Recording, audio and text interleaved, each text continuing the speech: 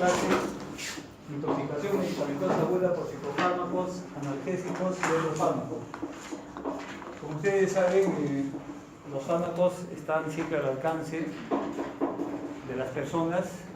Muchas veces su expendio no es controlado. Anteriormente cualquiera podía comprar benzodiazepinas. Hoy en día hay un mejor control, se tiene que entregar la receta y se queda la receta, ¿no?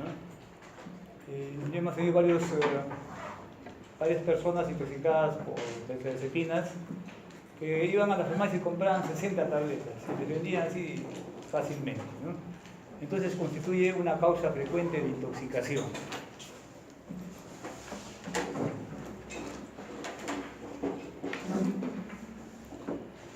Nosotros vamos a tratar ahora de la intoxicación aguda por psicofármacos. Dentro de ellos tenemos a los sedantes e hipnóticos, como las benzodiazepinas y barbitúricos, los antidepresivos, como los antidepresivos cíclicos, los inhibidores selectivos de la recaptación de serotonina, los inhibidores de la MAO y las fenotiazinas, ¿no? Estos fármacos son con frecuencia causa de intoxicaciones, porque muchas personas que sufren de depresión también va asociada a la ansiedad. Entonces, tendremos que tener en cuenta que no solamente van a ingerir un tipo de fármaco, sino también que pueden estar asociadas otros fármacos, ¿no? Y muchas veces lo hacen bajo la influencia del alcohol, que va a potenciar los efectos. Dentro de los analgésicos tenemos los salicilatos y el paracetamol, ¿no? Tenemos que tener o saber que el paracetamol es el fármaco que mayor se vende a nivel mundial. Se gana millones, a pesar de que su costo es mínimo. Y otras intoxicaciones medicamentosas que no son frecuentes está por teofilina. Felizmente este fármaco ya está dejando de utilizar en el tratamiento para el asma. Son pocas las indicaciones que tiene. La digoxina, que también se utiliza poco a nivel, digamos, en patologías cardíacas, sobre todo insuficiencia cardíaca con fibrilación auricular. El litio, ¿quién sabe para qué es el litio? ¿Quién toma? ¿No? Sobre todo en las psicosis maníaco-depresivas. La isoniazida, que es para la tuberculosis, ese sí es frecuente, ¿no? Y la cloroquina, ¿para qué se utiliza la cloroquina? Es un antimalárico que realmente utilizamos en el lupus eritematoso sistémico y en la artritis reumatoide, ¿no? A dosis bajas. Entonces vamos a empezar por los sedantes e hipnóticos. En forma general pueden producir depresión del sistema nervioso central. Ese es su órgano diana, el sistema nervioso central. Pero también pueden producir depresión del centro respiratorio, sobre todo en las intoxicaciones moderadas a severas. El grado de afectación neurológica va a depender de la dosis ingerida, ¿no? A mayor dosis, mayor compromiso del sistema nervioso central. Y también de la tolerancia al fármaco. Acordémonos que muchos de estos pacientes están medicados con sedantes o fenotiazidas y ellos hacen cierto grado de tolerancia, ¿no? Que una persona, supongamos que tome 2 miligramos de clonazepam, queda pues dormido. En cambio, esa persona que está habituada o tiene tolerancia, no le produce nada, ¿no? Todos estos fármacos van a aumentar su acción tóxica por el efecto sinérgico con otras drogas o psicofármacos, ¿no? Como ya hemos dicho, no solamente van a tomar una medicación, pueden tomar 2 o 3, y también la ingesta simultánea con el alcohol. Así, viendo las manifestaciones en forma general, si el paciente presenta deterioro neurológico, va a haber un grado de alteración respiratoria, generalmente por broncoaspiración del contenido gástrico, ¿no? Como están con compromiso de conciencia, disminuyen los reflejos de oxígeno y pueden broncoaspirarse. Así también hay hipoventilación y pueden estar presentes las atelectasias, y el edema agudo pulmonar no cardiogénico en algunos casos puede presentarse. La hipotensión arterial se debe a la reducción del tono simpático, lo cual va a provocar vasodilatación, ¿no? Y a una depresión miocárdica. Si están presentes la acidosis metabólica, la acidosis respiratoria con hipercapnia o bien la hipoxemia, puede haber arritmias cardíacas. Y la inmovilización prolongada por estado de coma que producen estos fármacos da lugar a lesiones cutáneas, debido, digamos, a una epidermolisis que se van a formar ampollas o flictenas. También puede haber una neuropatía periférica por compresión de alguna raíz nerviosa, y también da lugar a rhabdomiolisis. o rhabdomiólisis. Ahí vemos la epidermólisis, se inicia con un halo eritematoso, como vemos en la foto A, ¿no? Con mayor frecuencia está en los puntos de presión, como vemos en el borde interno del pie. Horas más tarde se forma una pequeña vesícula o ampolla y unas 24 horas más tarde ya se rompen, ¿no? y empieza ya el proceso de cicatrización. Entonces, también puede producirse este tipo de lesiones en las intoxicaciones por benzodiazepinas, ¿no? Ahora vamos a tratar así de las benzodiazepinas. Son muy difundidas y utilizadas, tienen múltiples acciones, tienen un efecto ansiolítico, sedante, hipnótico, también se utiliza como relajante muscular, sobre todo el clonazepam, y anticonvulsivantes, ¿no? Sus efectos tóxicos suelen ser moderados. Los accidentes mortales son excepcionales, salvo con ingesta con otros fármacos. Entonces ahí la dosis letal media es bastante alta. Debido a su acción, potencian los efectos inhibidores de los neurotransmisor GABA, del ácido GABA aminobutírico, ¿no? Que es inhibidor del sistema nervioso central. Ahora, los metabolitos, la metabolización hepática, estos ya se metabolizan a nivel hepático, van a generar metabolitos activos, excepto en el caso del triazolán y del midazolam, que tienen una eliminación renal. ¿Ya? Hay veces los metabolitos que se producen, producto de la metabolización hepática, suelen tener un largo tiempo de acción, ¿no? Como el diazepam.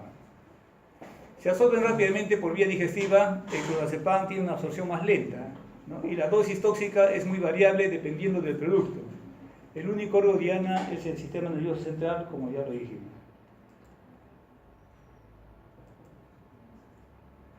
La ingesta de 15 a 20 dosis terapéuticas generará depresión neurológica central en forma de somnolencia, disartria, ataxia, diplopía, hiporreflexia y coma. Para que tengan una idea, ¿no? La dosis terapéutica de clonazepam es de 0.5 a 1 miligramo cada 12 horas. En el caso que sea 0.5 miligramos, le estaríamos dando 1 miligramo al día. 15 a 20 dosis terapéuticas significará pues 15 a 20 miligramos, ¿no? La dosis más baja que se utilice. Y si fuera de 2 miligramos diarios sería el doble, 30 a 40 tabletas, ¿no? Que ingieren.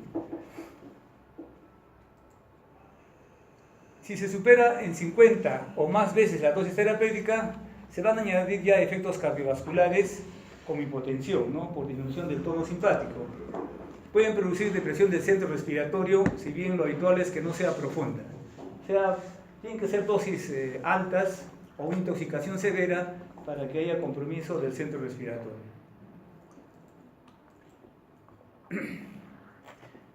Ya hemos dicho que la asociación con el etanol es frecuente, ¿no? Debido a que generalmente toman la decisión cuando están pues ingiriendo bebidas alcohólicas porque el paciente está con depresión o ansiedad, ¿no? Y toman la fatal decisión, por más de amores, de tomarse estas drogas. Otro factor que debemos considerar es la edad, ya que cuando más elevada es la edad, más lenta es la metabolización y mayor y más prolongado el efecto neurológico. Entonces, en los ancianos dura más tiempo la acción de estos fármacos. El diagnóstico se basa pues en el antecedente, ¿no? De haber ingerido tabletas. Generalmente el familiar tiene que traer los blisters o los envases, ¿no? En el examen clínico. Y también es importante la cuantificación de la concentración en sangre del fármaco, ya que si bien tiene utilidad en la confirmación diagnóstica, no va a influir en el tratamiento.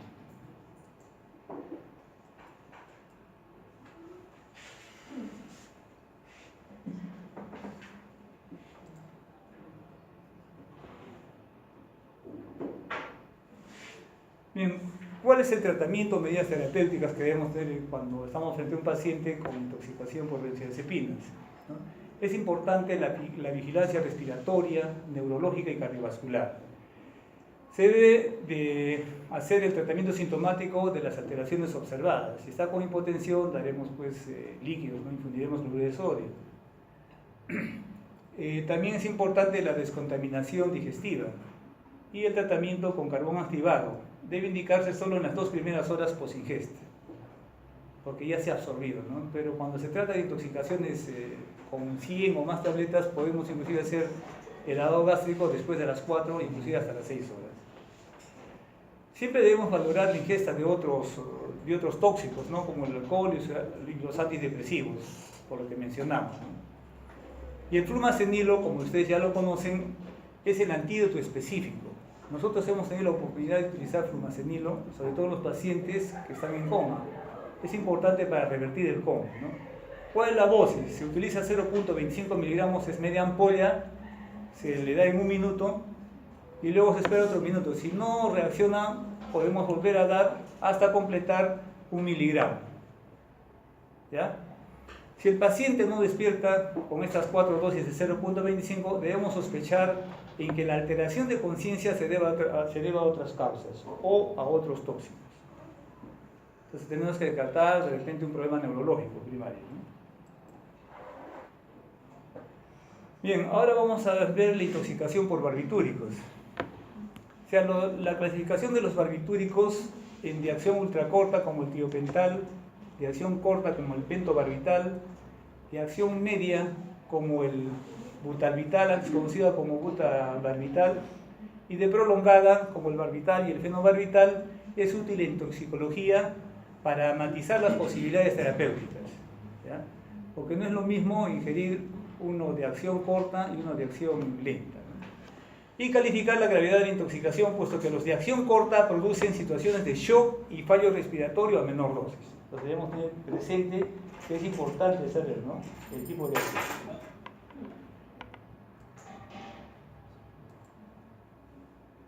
Se considera potencialmente letal la ingesta de 2 a 3 gramos de butalbital y de 6 a 10 gramos de fenobarbital. Ustedes quizás no conozcan esta medicación, más es en sala de operaciones, el tiopental se puede utilizar, pero sí antiguamente se utilizaba el fenobarbital como anticonvulsivante, ¿no?, que era frecuente. Hoy en día ha disminuido, ya hay otros fármacos que tienen mejor beneficio.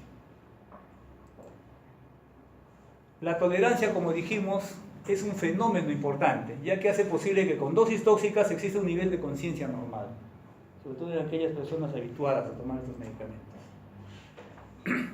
Y su rapidez de acción está asociada con la mayor liposolubilidad y por consiguiente a una gran facilidad para atravesar la barrera hematoencefálica y distribuirse a nivel del encéfalo.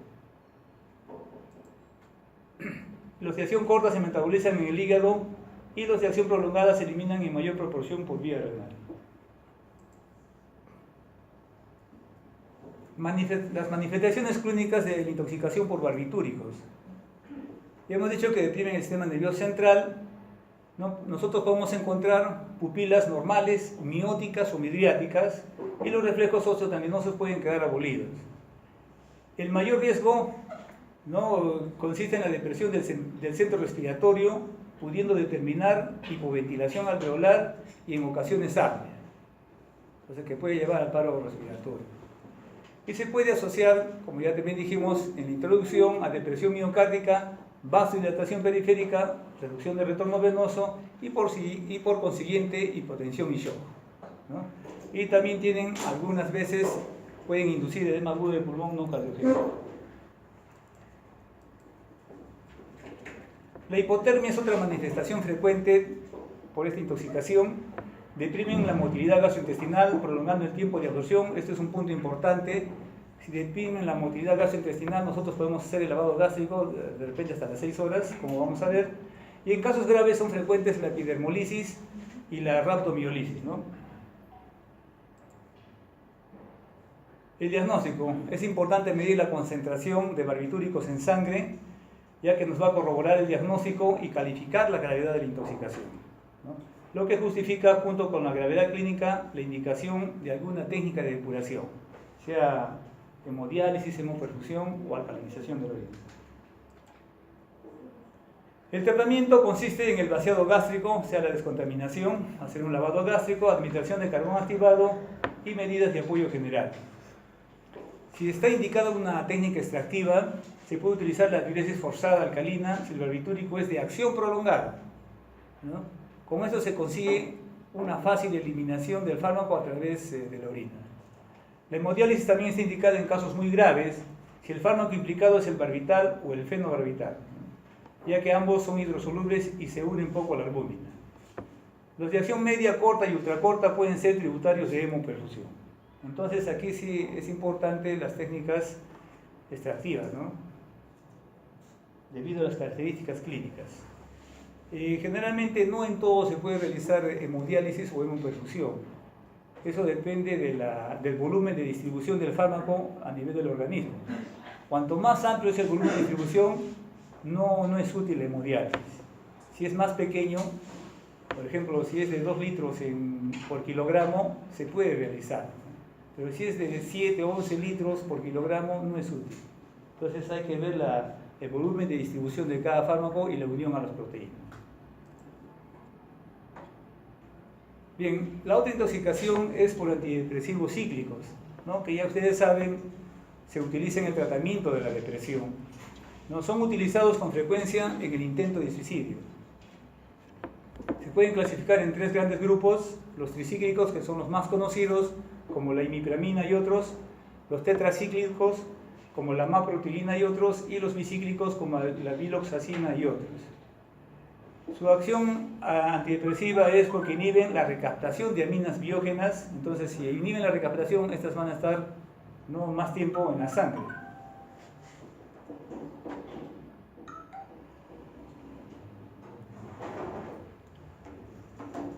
También son estabilizantes de membrana, de ahí su efecto de miocardiotoxicidad.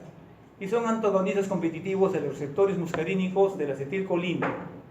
Es importante porque debido a ello van a tener una acción anticolinética, ¿no? Parecida a la de la atropina. Y también de los receptores antihistamínicos H1 y H2. Los antidepresivos tricíclicos a dosis terapéuticas tienen una rápida absorción, pero que se enlentece a dosis tóxicas, ¿no? O sea, a mayor dosis se enlentece la absorción. Tiene una amplia unión a las proteínas plasmáticas. La detoxificación es predominantemente hepática. Una mínima cantidad se elimina por la vía gástrica y biliar, y los metabolitos inactivos se eliminan por el riñón. La ingesta de 10 a 20 miligramos por kilogramo es tóxica, y la superior a 20 miligramos por kilogramo se considera muy tóxica. Bien, las manifestaciones clínicas de los antidepresivos tricíclicos, ¿no? O cíclicos producen una acción anticolinética. Entonces ustedes tienen que saber cuáles son los síntomas anticolinéticos, ¿no? Por ejemplo, si ustedes le ponen 3, 4 ampollas de atropina, ¿qué van a presentar? Midriasis, visión borrosa, sequedad de mucosas, taquicardia, estreñimiento, retención urinaria, sobre todo en los pacientes prostáticos, ¿no? Y temblores. A dosis altas van a inducir disartria, hiperreflexia, rigidez extrapiramidal, mioclonías, ataxia, liberación de reflejos plantares, coma y convulsiones.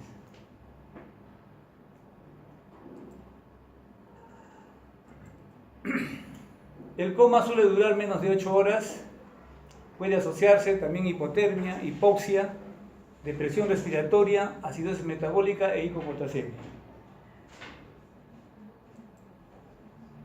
Las arritmias y alteraciones electrocardiográficas son frecuentes, ¿no? Entre el 57 y el 80%, y son determinantes de la gravedad. Entonces, cuando se presentan arritmias cardíacas debemos tener mucho cuidado. Estas arritmias suelen producirse dentro de las 12 horas posteriores a la ingesta, pero se han descrito inclusive arritmias tardías que se pueden producir después de las 24 horas. La acidosis produce una mayor fracción libre del fármaco, lo que aumenta, ¿no?, la cardiotoxicidad. Pueden producirse también arritmias auriculares, nodales y ventriculares, o sea, a todo nivel. Prolongación de los segmentos PR, QRS y QT y depresión de la onda T. El riesgo de mortalidad en el hospital es de un 2 a 3% y está asociada principalmente a la cardiotoxicidad y a la depresión respiratoria. Bueno, las medidas terapéuticas es importante la descontaminación digestiva, que debe prolongarse incluso más de 6 horas después de la ingesta, ¿no? Ya dijimos por la lenta absorción, ¿no? Disminuye el tránsito gastrointestinal. En los casos graves se le puede administrar carbón activado por vía oral a dosis repetida. ¿Ustedes saben cuál es la dosis de carbón activado? No, 100 metros. ¿Cuál es la dosis, Martín? Si hemos visto nosotros en práctica. 1 gramo. 1 gramo por es 1 gramo por kilogramo de peso, ¿no? Y cada gramo se diluye en 4 cc de agua. Si yo peso 70 kilogramos, un poco menos quizás, son 280 mililitros que tengo que diluir, los 70 gramos. Está en el Petitorio Nacional de Medicamentos, pero nunca lo hemos utilizado y tampoco no lo conozco. En los casos, digamos, el electrocardiograma debe monitorizarse al menos durante las 24 primeras horas, ya que pueden aparecer, dijimos, arritmias tardías, ¿ya? Debemos aplicar todas las medidas de apoyo general, eso es importante, ¿no? En todas las intoxicaciones, no solamente en estas, por eso vamos a repetir a cada rato, y también normalizar las alteraciones hidroelectrolíticas y del equilibrio ácido-base, ¿ya? La hipotensión se debe controlar con el aporte de líquidos, no utilizar vasopresores. ¿Por qué? Porque pueden inducir arritmias o agravar las arritmias.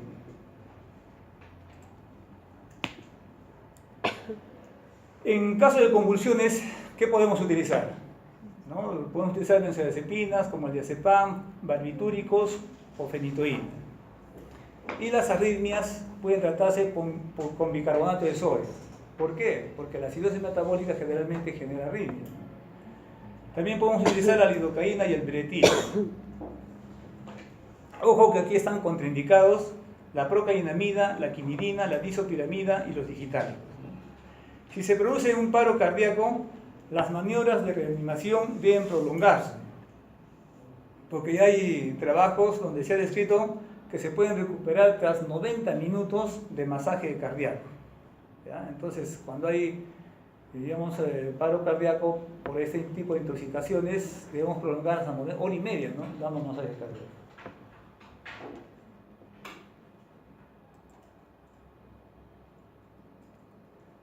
Bueno, la presencia de un síndrome anticolinérgico severo, ¿no?, podría justificar la indicación de fisostigmina a una dosis de 2 miligramos en bolo por vía endovenosa, ¿no?, administrados en 2 minutos. Este actúa como un inhibidor de la anticolinesterasa, de la colinesterasa, y atraviesa la barrera hematoencefálica. Puede mejorar transitoriamente el nivel de conciencia, el delirio y las alucinaciones. Pero lo malo es que tiene efectos secundarios graves, ¿no?, como bradicardia, broncoconstricción y convulsiones. Y las técnicas depurativas son inefectivas debido a las características cinéticas de estos fármacos, ¿no?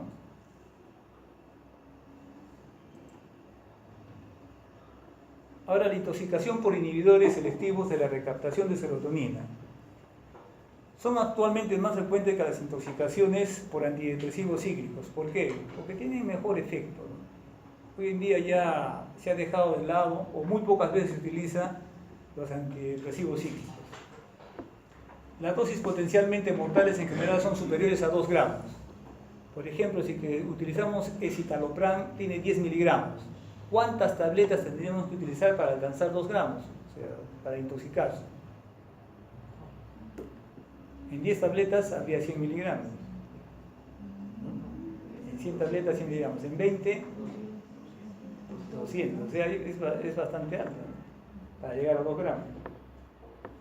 Bueno, en los casos moderados a severos, los síntomas consisten en somnolencia, náuseas, vómitos, taquicardia, hipertensión y temblores, siendo más excepcional la depresión del nivel de conciencia, convulsiones, el síndrome anticolinérgico, que ya hemos visto, o trastornos electrocardiográficos.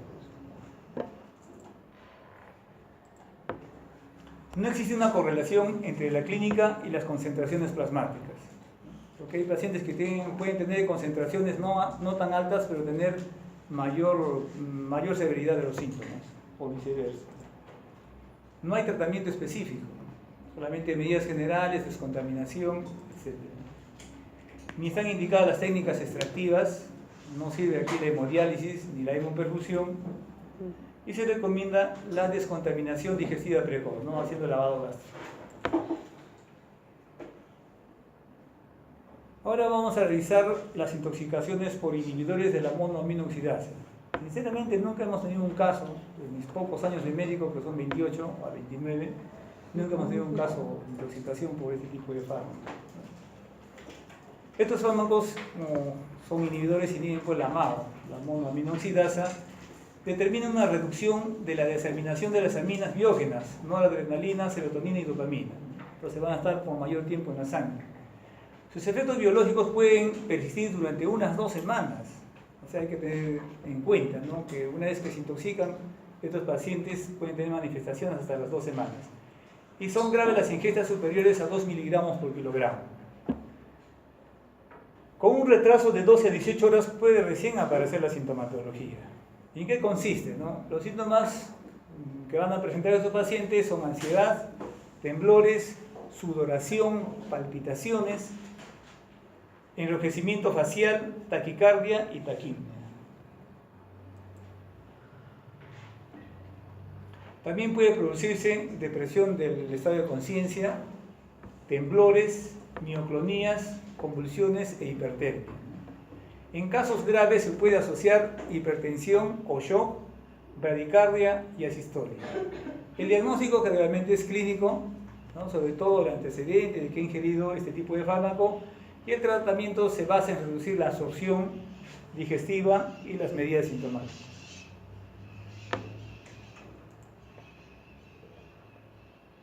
Y por último, dentro de estos grupos están las fenotiacinas, ¿no? Las fenotiacinas, que es el grupo de neurolépticos o tranquilizantes mayores más utilizados en el tratamiento de la psicosis. Entonces, estos sí se utilizan con frecuencia, sobre todo en la esquizofrenia u otro tipo de psicosis. Su toxicidad está unida a los efectos sobre el sistema nervioso central, sobre el sistema nervioso autonómico y sobre el sistema extrapiramidal. Van a bloquear los receptores dopaminérgicos y histamínicos, alfa 1 y alfa 2 adrenérgicos, los muscarínicos y los serotonínicos.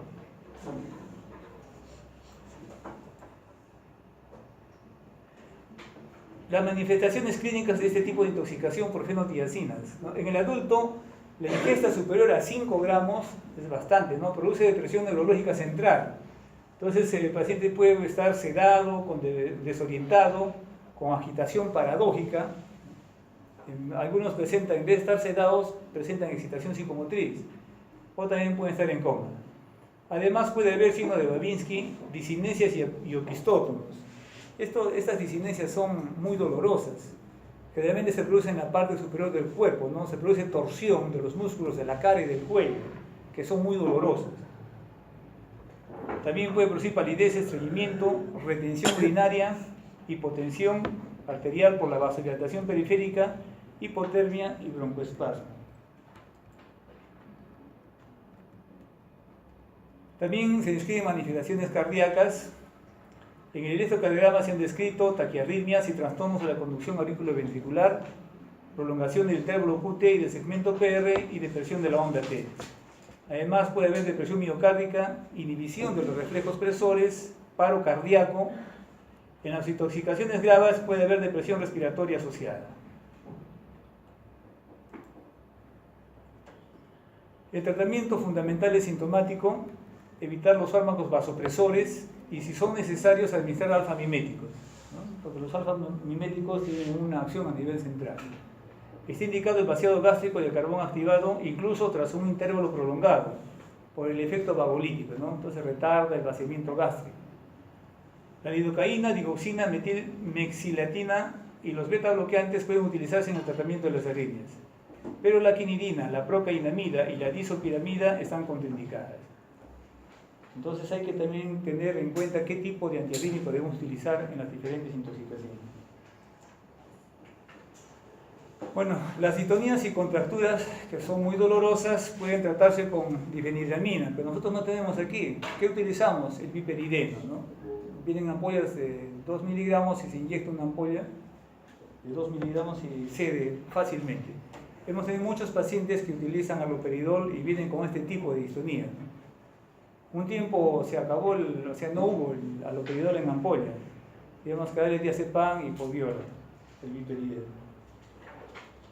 La fisostigmina está indicada como último recurso ante manifestaciones anticolinérgicas graves, si no hay trastornos de la conducción cardíaca, ¿no? Ya hemos visto que también la fisostigmina tiene unos severos efectos adversos. Las técnicas de depuración renal y extrarrenal no son de utilidad. Se debe diferenciar la intoxicación por fenotiacidas del síndrome neuroléptico maligno.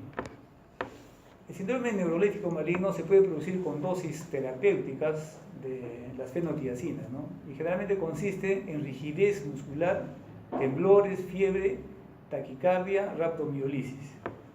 Entonces, ya hemos tenido varios casos, pero esos son a dosis terapéuticas. La creatina fosfokinasa va a estar bien elevada en el síndrome neuroléptico maligno. Entonces, siempre que un paciente presente rigidez, fiebre, rhabdomiolisis o aumento de la CPK, debemos pensar que se trata, ¿no?, de ser el diagnóstico diferencial con intoxicación por fenotiacinas. Bien, ahora vamos a revisar la intoxicación por analgésicos, salicilatos y paracetamol. Estos son de expendio libre, tanto la aspirina como el paracetamol es de expendio libre, ¿no? No se necesita de receta. Los salicilatos en España representan menos del 5% de las intoxicaciones farmacológicas en el adulto y se asocian a una mortalidad entre el 1 al 7%. La intoxicación genera un desacoplamiento de la fosforilación oxidativa, ¿no? Entonces ya es a nivel ya mitocondrial, a nivel celular, con un aumento del consumo de oxígeno y de glucosa y de la producción de piruvato, lactato y cuerpos cetónicos, ¿no? ¿Esto a qué nos va a llevar? A una acidosis. Puede producir una estimulación directa del centro respiratorio en forma precoz. O sea, inicialmente van a producir alcalosis respiratoria, pero en forma tardía van a producir una depresión respiratoria que va a llevar, ¿no?, a una acidosis respiratoria. La metabolización es hepática, como la mayoría de los fármacos, con un tiempo de vida media de 2 a 4.5 horas, ¿no?, que asciende a 18 a 36 horas en las intoxicaciones. ¿Qué es el tiempo de vida media? Es el tiempo útil del fármaco, ¿no?, y su acción se multiplica por 3 hasta por 4, y esa es la acción que va a durar. Si el tiempo de vida media, supongamos, ¿no?, de la ceftriaxona es 4 horas, lo multiplicamos por 4 y ese es su tiempo máximo de acción. Entonces, en las intoxicaciones severas de los salicilatos,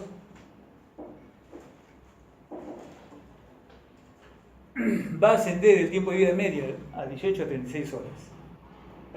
Y se considera grave la intoxicación superior a 0.2 a 0.5 gramos por kilogramo. ¿Cuántas tabletas de aspirina tendrían que hacer? Si el paciente pesa 60 gramos, ¿no? 0.5 por 6, 30.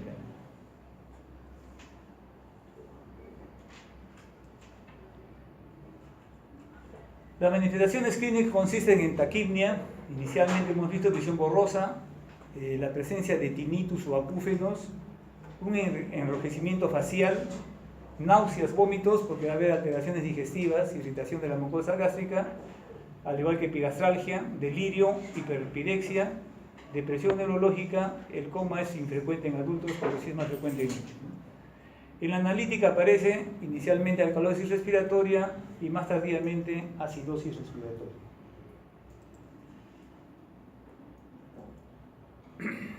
La alcalosis respiratoria produce un incremento en la eliminación urinaria de bicarbonato, de sodio, de potasio y de agua. ¿Esto a qué nos va a llevar? A una deshidratación. Las dosis muy tóxicas pueden elevar las transaminasas e interferir, ¿no?, con la producción de los factores de coagulación dependientes de la vitamina K. ¿Cuáles son los factores dependientes de la vitamina K? El 2, 7, 9 y 10. 2, 7, 9 y 10, ¿no? Muy bien.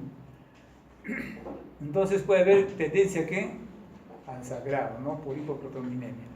Se ha descrito también hipotensión, la insuficiencia renal por bloqueo tubular de los depósitos de salicilatos. Entonces los túbulos renales se van a bloquear. Y edema agudo del pulmón no cardiogénico. La salicilemia ayuda a corroborar el diagnóstico y a indicar el tratamiento depurador. En este caso sí es importante el tratamiento de hemodiálisis. Bueno, en el tratamiento, el lavado gástrico o el carbón activado pueden utilizarse incluso pasadas más de 6 horas de la ingesta en intoxicaciones graves, sobre todo con productos micronizados, ¿no?, que no hay mucho aquí. Esos productos micronizados van a precipitar con acidez del ácido clorhídrico, con acidez del estómago, y muchas veces va a ser necesario extraerlos por medio de endoscopía. Debe corregirse la acidosis metabólica, la deshidratación, las alteraciones electrolíticas, la hipoglicemia y los trastornos de coagulación, ¿no?, con vitamina K. La diuresis forzada alcalina está indicado en situaciones clínicas graves, ¿no? Como salicilemia mayor de 50 a 80 miligramos por decilitro. Esto permite que se eliminen rápidamente los salicilatos. La hemodiálisis o la hemoperfusión están indicadas si la salicilemia supera los 80 a 100 miligramos por decilitro. Entonces aquí sí están indicadas estas técnicas depurativas. El paracetamol, ¿no? A ver, ¿quién de ustedes no ha tomado un paracetamol? Es alérgico, dice, levantó la mano. La mayor parte hemos tomado paracetamol. Y podemos comprarlos, ¿no? En cualquier sitio, inclusive en tiendas.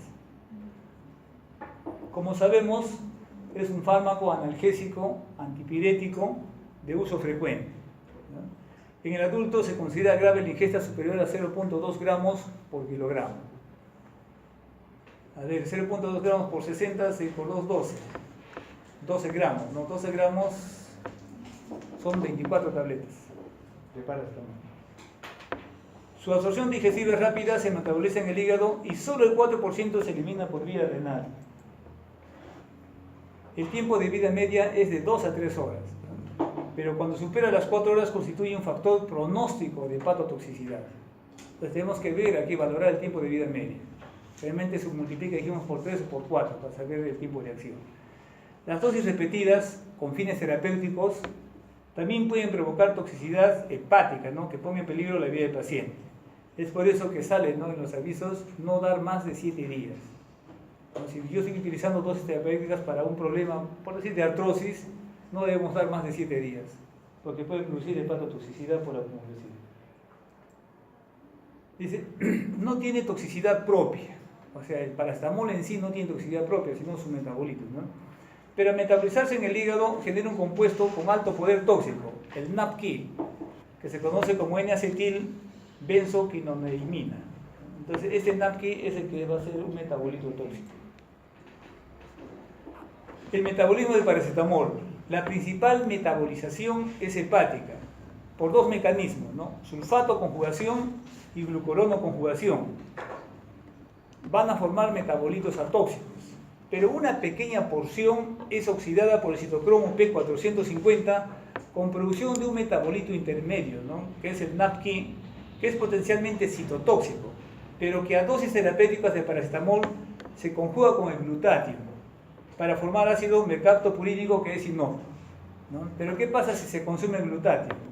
Va a aumentar la concentración del NAPQI, ¿no? Y va a producir citotoxicidad. Este gráfico nos muestra las vías de metabolización del paracetamol que hemos mencionado. El 20 a 46%, ¿no? Se metaboliza por sulfato conjugación y el 40 a 67% por glucurono conjugación. Pero vean que una menor vía del 5 a 15% en cada, digamos, se va a metabolizar en N-acetil benzoquinoneimina, ¿no? Que es el metabolito tóxico. ¿Qué pasa en caso de sobredosis? Se produce un elevado consumo de glutatión que al agotarse provoca la acumulación del metabolito tóxico con capacidad para producir necrosis centrolobular hepática, ¿no? Entonces, ese es el problema, cuando ya se consume todo el glutatión. También puede producir necrosis tubular renal, ¿no? Que nos va a llevar a la insuficiencia renal aguda y excepcionalmente pancreatitis. La anatomía patológica, vamos a ver que este metabolito, el NAPQI, se une covalentemente a los hepatocitos y produce una necrosis centrolobular, ¿no? Como lo señala en la flechita roja. Bueno, el cuadro clínico, para mejor entendimiento, se le ha subdividido en 4 etapas, no siempre sucede así, ¿no? En la etapa 1, que es antes de las 24 horas, no hay lesión en el hígado, el paciente puede estar asintomático o puede presentar sintomatología inespecífica como náuseas, vómitos, palidez, diaforesis o malestar, ¿no? La etapa 2 va después de las 24 horas hasta las 72 horas. Aquí sí va a haber necrosis hepática, ¿no? Vamos a tener hepatotoxicidad y el paciente va a presentar dolor del cuadrante superior derecho con ligera hepatomegalia. Vamos a ver en la analítica un aumento de la concentración de las transaminasas, que generalmente son mayores a 1000 unidades internacionales por litro, y también van a estar elevadas las bilirrubinas. vamos a encontrar también prolongación del tiempo de protrombina y una acidosis metabólica. La etapa 3 va de las 72 horas a las 96 horas. Aquí se llega al máximo de elevación de las transaminasas, inclusive por encima de 10.000 unidades por litro, ¿no? Algunos pacientes evolucionan a una insuficiencia hepática fulminante, que generalmente pues, pueden morir, ¿no?, en el lapso de 8 días. El 25 al 50% de los pacientes sufren de insuficiencia renal por necrosis tubular aguda. El pronóstico fatal se produce por presentar complicaciones multiorgánicas, ¿no?, como hemorragias, síndrome de estrés respiratorio agudo, vasodilatación con hipotensión, shock y edema cerebral.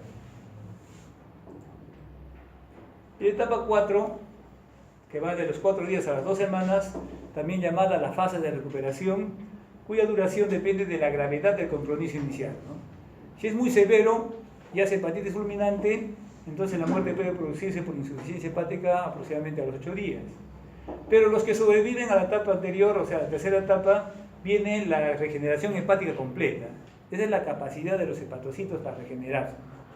Después de 5 a 7 días, los exámenes de laboratorio resultan ser normales, o sea, caen las transaminasas, vuelven a su estado basal. Los daños histológicos sí tardan meses en repararse, ¿no?, y ocasionalmente queda una fibrosis hepática residual.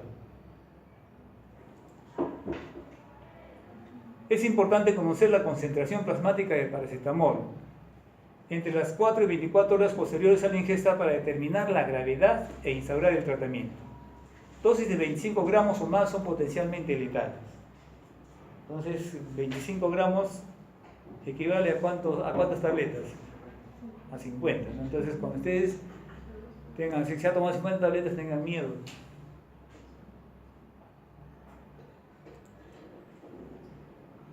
Bueno, en el tratamiento es importante la descontaminación gástrica precoz, ¿no?, y también está indicado el carbón activado administrado también en forma precoz. El tratamiento específico, ¿cuál es el antídoto?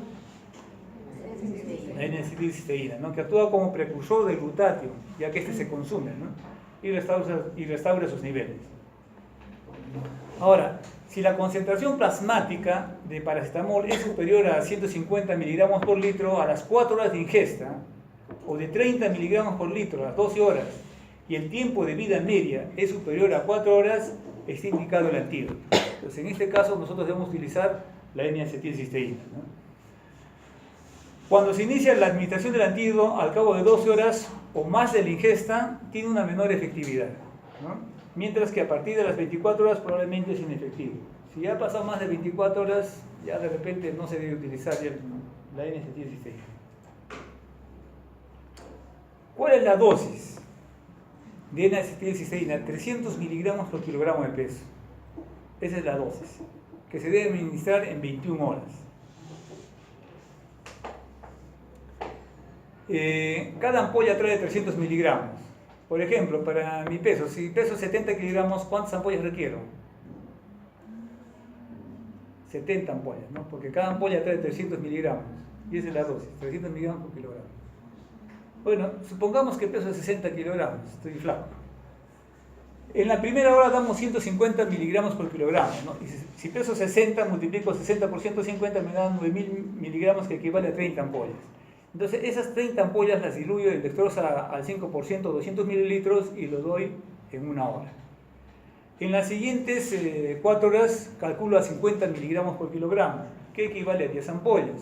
Eso lo diluyo en 500 mililitros de dextrosa al 5% y lo administramos en las 4 horas. Y por último, en las últimas 16 horas damos 100 miligramos por kilogramo, que corresponde a 20 ampollas. Se diluye en dextrosa al 5% 1 litro y lo administramos pues en el lapso, ¿no?, que hemos visto. Ahora, si no se conoce el tiempo de la ingesta, ni la dosis, ni el tiempo de vida media, debe instaurarse el tratamiento antidótico, ¿no?, con la N-acetilcisteína. Entonces, aquí nosotros no medimos la concentración, no sabemos el tiempo de vida media. Entonces, al menos por la cantidad, tenemos que indicar el tratamiento antidótico. También se debe controlar los síntomas y dar tratamiento de soporte y seguimiento. Entre las otras intoxicaciones que vamos a revisar está la teofilina, digoxina, litio, isoniazida y cloroquina. La intoxicación por aminofilina. ¿Ustedes saben para qué sirve la aminofilina y en qué es utilizada? En las crisis asmáticas, ¿no? En el asma bronquial, en algunos casos en EPOC, que ya también ha dejado de utilizarse. Nosotros damos una dosis de ataque de 6 miligramos por kilogramo de peso, que correspondía más o menos a 4 ampollas, lo diluíamos en medio litro, 250 mililitros y pasábamos así en media hora, una hora. Y luego damos una dosis de mantenimiento de 0.6 miligramos por kilogramo. Bueno, esto ya no se utiliza mucho, ¿no? La toxicidad de la aminofilina está relacionada con los valores plasmáticos. Es importante determinar la concentración plasmática, pero no tenemos aquí en Tacna para realizar, ¿no? Pocas veces se realiza en vivo. Son tóxicos los valores superiores a 20 miligramos por mililitro. Entonces, ustedes pueden medir, al igual que la litemia se mide las concentraciones, también de cualquier fármaco se puede medir, ¿no? Se considera toxicidad moderada entre 40 a 100 mil nanogramos por mililitro y grave a partir de 100 miligramos por mililitro. ¿Cuáles son los síntomas? Los síntomas consisten en irritabilidad, náuseas, vómitos, dolor abdominal, arritmias y convulsiones. Generalmente estos pacientes cuando los administramos presentaban temblores, taquicardia, ¿no? Y trastornos digestivos. Y con frecuencia se asocia a hipopotasemia. Entonces, en el tratamiento, importante el vaciado gástrico, dar carbón activado a dosis repetidas. La hemoperfusión es el método de depuración de elección en las intoxicaciones graves. Ahora la intoxicación por digoxina. Eso sí conocen, ¿no? La digoxina. Las concentraciones terapéuticas son de 0.5 a 2 nanogramos por mililitro. Estas concentraciones se miden en sangre, ¿no? Nosotros damos una tableta y vemos qué cantidad hay en la sangre, qué concentración llega en la sangre. La ingesta superior a 2 miligramos puede causar una grave intoxicación. Cada tableta de digoxina es de 0.25 miligramos, ¿no?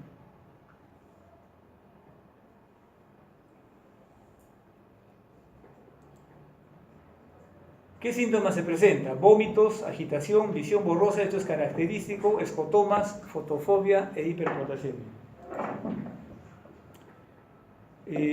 Si bien es cierto, a veces utilizamos como antiarrítmico, pero los antiarrítmicos también pueden desencadenar cualquier tipo de arritmias, ¿no? Como bigeminismo, taquicardia ventricular, alteraciones de la conducción. Y en el tratamiento hay que corregir las alteraciones hidroelectrolíticas, practicar el vaciado gástrico, administrar carbón activado por vía oral y tratar las arritmias. ¿Con qué tratamos las arritmias? Con lidocaína y amiodarona.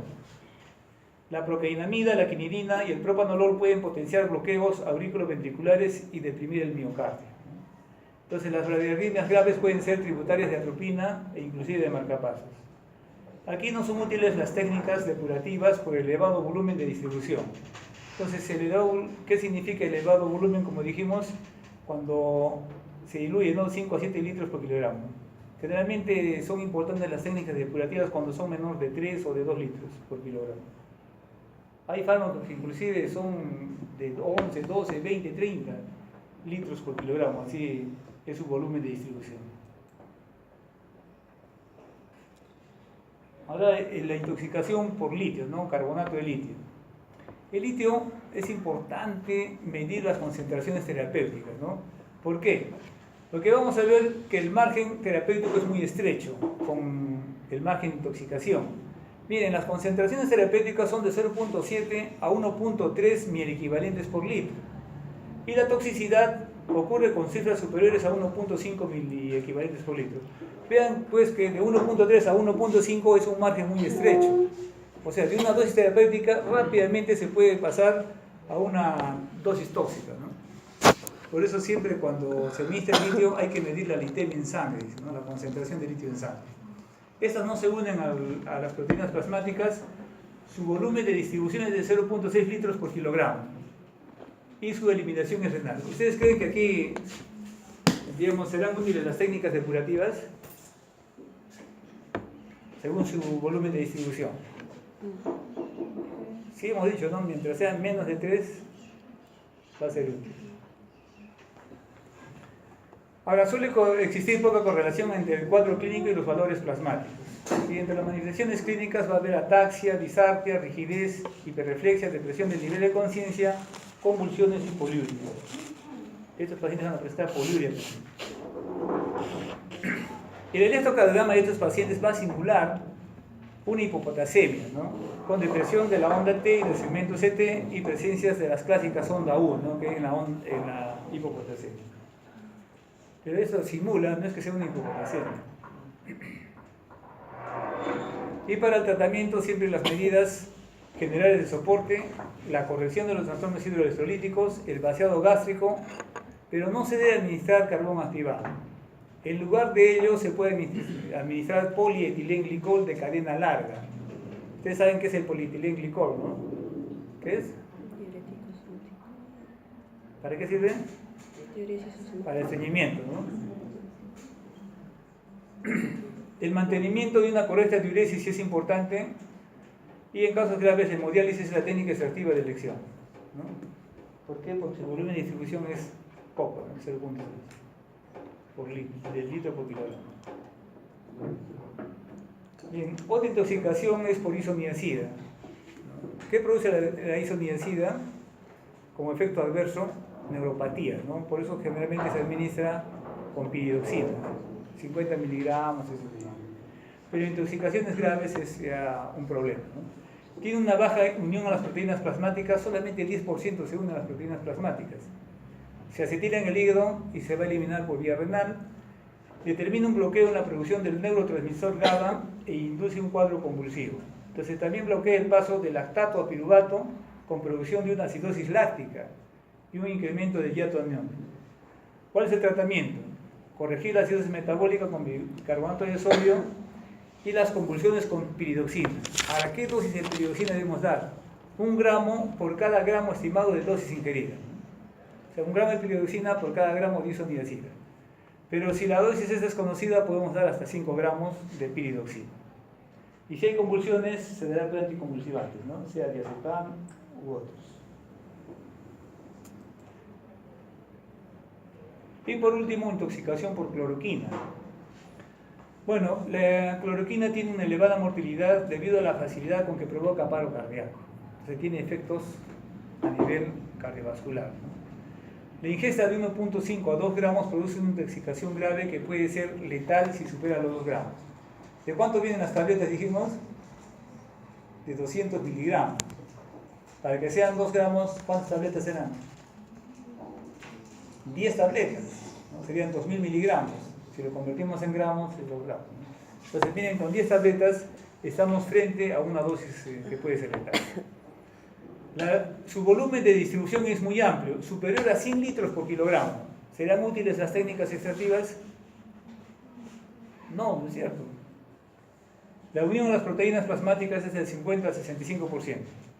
Y los problemas fundamentales de este tipo de intoxicación van a derivar de sus efectos cardíacos quinidínicos, ¿no? Entonces, ¿cuáles son los efectos cardíacos? Acción inotrópica negativa, disminución de la conductividad y de la excitabilidad y facilitación de estímulos anormales de reentrada, ¿no? Que van a provocar arritmias cardíacas. Puede terminar somnolencia de forma precoz. Miren, a los 10 a 30 minutos ya puede haber somnolencia, cuando la dosis es tóxica, ¿no?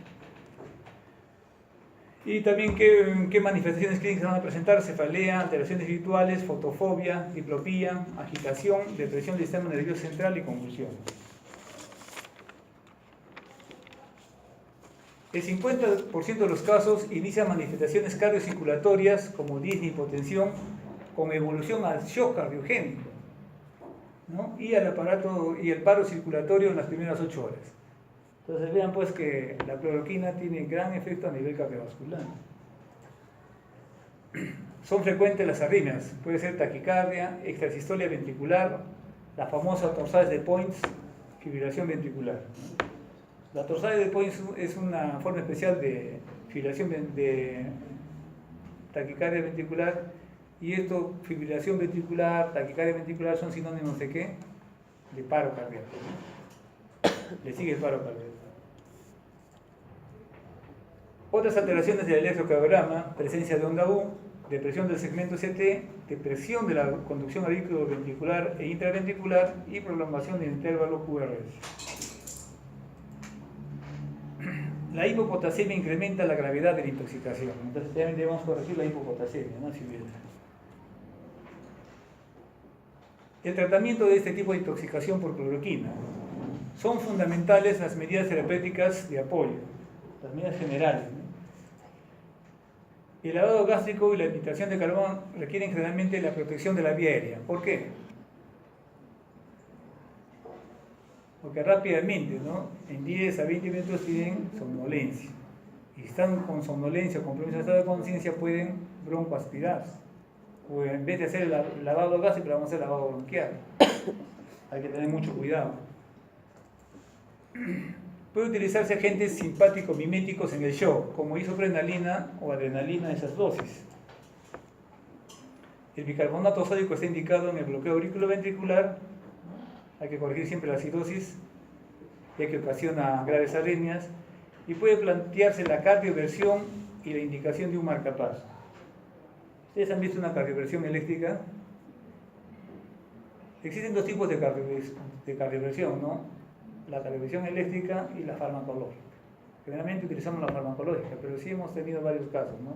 En que se ha desfibrilado el paciente con 100 joules.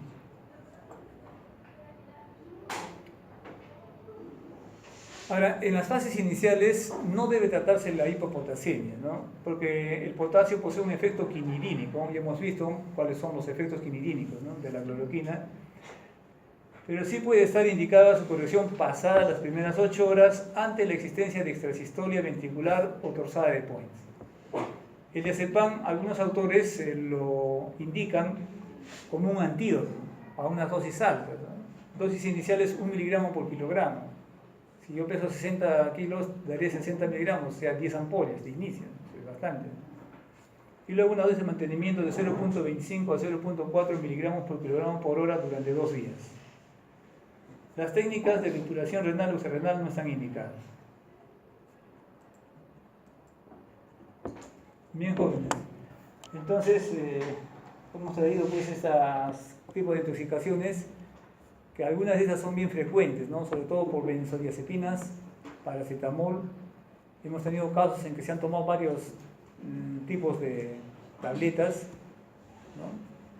Se han tomado salicilatos, paracetamol, vitaminas, o sea, hay un montón. Aquí lo importante son las medidas generales de apoyo.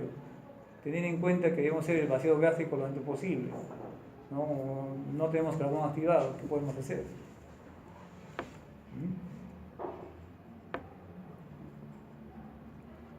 Y tener siempre presente que si no responde a un antídoto debemos revalorar y replantear el diagnóstico. De todos los antídotos, la mayor parte tiene efectos adversos, inclusive el flumacenilo produce náuseas, vómitos. Puede producir también un síndrome de abstinencia en aquellos pacientes que utilizan crónicamente benzodiazepinas. O puede producir convulsiones en aquellos pacientes con antecedentes de convulsión o que estén ingiriendo anticonvulsivantes. Y hemos visto la fisostigmina, ¿no? Los severos efectos adversos que pueden tener. Entonces es importante, pues, como en todo tipo de intoxicación, prevenir las intoxicaciones, ¿no? Pero eso no es posible. Bien, si tuvieran alguna pregunta.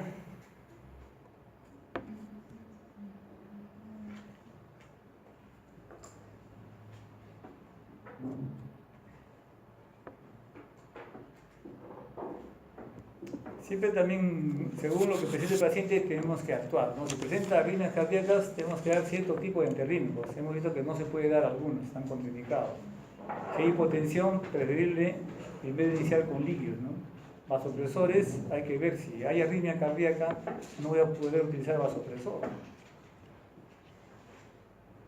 O tengo que utilizar un tipo especial de vasopresor. ¿No hay preguntas? Bien. La clase de